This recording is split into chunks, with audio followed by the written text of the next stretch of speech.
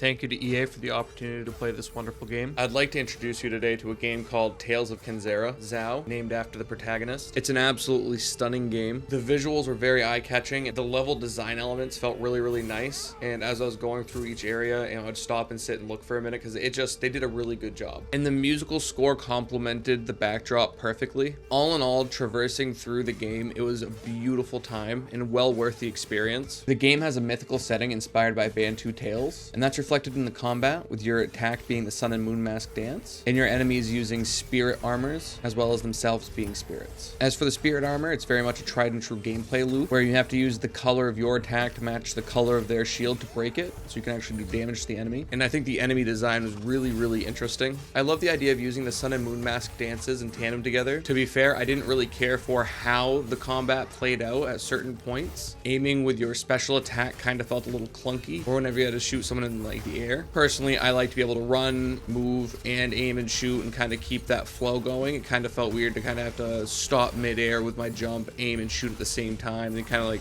hop in the same place and repeat that. Or that one aspect of combat actually did bother me a lot initially. Something kept drawing me back to the game. The world building, the characters, the enemies, how the art meshes with the music, all of it is an experience that I'm very glad I took the time to have. And I don't feel like it's been said enough. Side-scroller games go back a very long time, and they're beloved at this point. From Mario to Crash Bandicoot to countless other classics. And so they're right out the gate competing against nostalgia. And it's been proven it's hard to beat nostalgia, with pretty much all the major companies these days banking on it for their sales. In a day and age where the average new game is coming out at $70 a pop, Tales of Kenzera decided to be different. They released the game for $20, specifically $19.99. And I'm sure you'll be able to catch it on sale, but it is well worth catching on sale. I've seen a lot of terrible things online regarding the game, and the biggest thing I can say is to not let an echo chamber define your experiences. Sadly, there are tons of people that would probably love this game that wouldn't have tried it or didn't try it. So to summarize, Tales of Kenzera Zau is a wonderful 2.5D platforming game filled with rich lore based on and inspired by Bantu tales, blending to visuals that were clearly crafted with love and swaddled by the soundtrack. It's a wonderful gaming experience at a fraction of the new game cost from the still very new on the scene Surgent Studios. As both a son and a father with children, this game hit me in a lot of places and really made me think. The story itself is both a hard and necessary topic to tackle, dealing with the loss of loved ones and the grief that comes with it. And without a doubt, it made me analyze my own relationship with my father. You can tell the project was handled with a passion and with care. Realistically, I'd give the game a 10 out of 10 if that one combat issue wasn't an issue and it was just a little bit more fluid. But